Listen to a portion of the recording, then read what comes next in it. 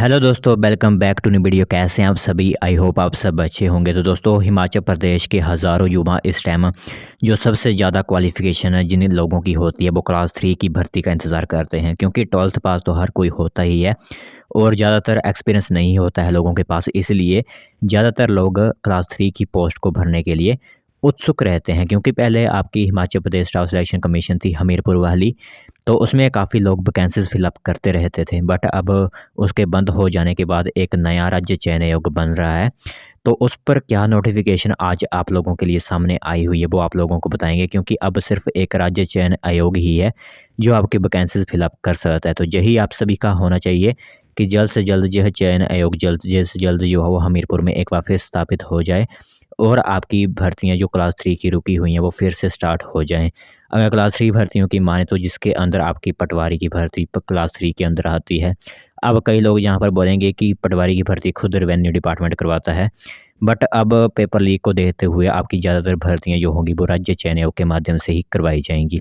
आपकी पुलिस की भर्तियाँ जो भी होती हैं, आपकी कंडक्टर की भर्ती क्लास 3 की है, क्योंकि अब आप लोगों को पता ही है कि Himachal Pradesh public service commission ने कब से उनके फॉर्म लिए हुए हैं, बट वो एग्ज़ाम जो है वो नहीं करवा रहे हैं। तो इसके पीछे क्या कारण है? वो यही है कि राज्य चयन आयोग अगर स्थापित हो गया होता तो जल्द से जल्द आपकी यह एग्ज़ाम करवा लिए जाते और नई भर्तियों की नोटिफिकेशन अपलोड कर दी जाती। तो हम सभी का यही होना चाहिए कि जल्द से जल्द यह राज्य चयन आयोग स्थापित हो जाए। तो इससे संबंधित क्या इन्फॉर्मेशन सामने आई हुई है, सालाना कमेटी क्या रिपोर्ट तैयार करके युवा सरकार को भेज रही है, वो आप लोगों को बताते हैं।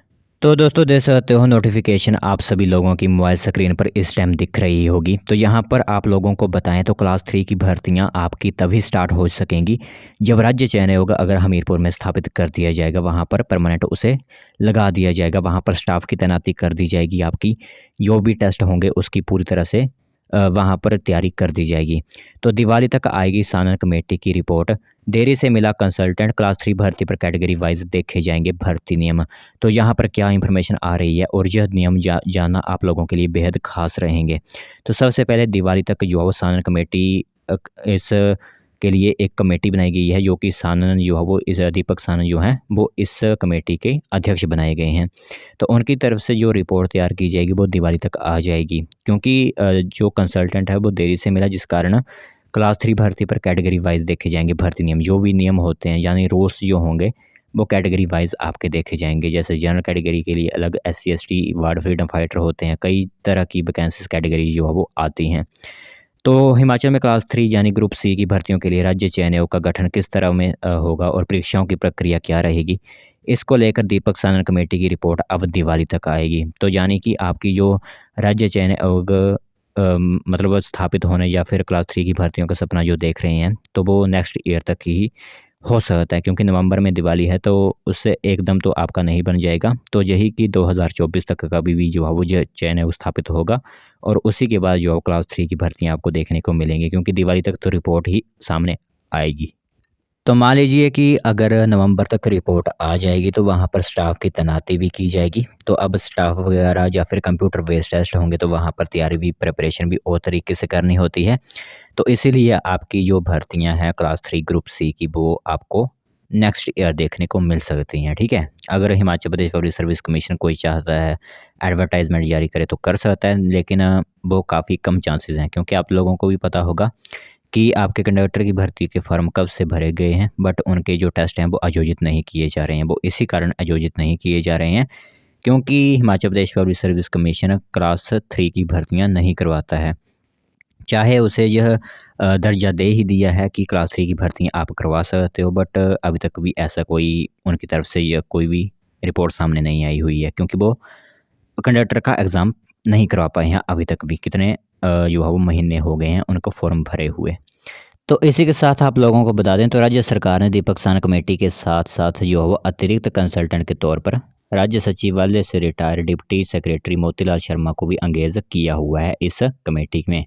तो वह क्लास 3 के विभिन्न विभागों के पदों के भर्ती नियमों को स्क्रीन करेंगे और इसके बाद फिर इन भर्ती नियमों में होने वाले संशोधन जो होंगे उस पर भी सुझाव दिए जाएंगे। तो अलग अलग विभागों के एक शैक्षणिक योग्यता वाले पदों के लिए एक ही परीक्षा की सिफारिश की जाएगी। जैसे आपकी जो कॉमन एग्ज़ाम्स होते हैं, जैसे कि आप एग्जाम्पल के लिए कहें तो स्टाफ सिलेक्शन कमीशन जो आपकी एसएससी है उसमें भी कई एग्ज़ाम्स जो हैं वो कॉमन होते हैं, उनमें एक ही एग्ज़ाम करवाने की यहाँ पर सिफारिश की जाएगी कि उनका एग्ज़ाम जो है वो एक साथ ले लिया जाए, जो भी क्लास 3 की कॉमन भर्तियाँ होती हैं, ठीक है। तो कमेटी के अध्यक्ष दीपक सानंद नए कंसल्टेंट के साथ बुधवार को बैठक करने वाले हैं। तो कमेटी ने तय किया है कि दिवाली से पहले फाइनल रिपोर्ट का ड्राफ्ट तैयार कर लिया जाएगा। हालांकि कमेटी के मेंबर सेक्रेटरी इसी सप्ताह अवकाश पर भी जा रहे हैं। तो आपको यही कोई यहाँ पर हॉलीडेज़ में जा रहा है, कोई क्या कर रहा है, तो वही कि आपकी जो एजेंसी है वो स्थापित होगी आपकी नेक्स्ट ईयर ही।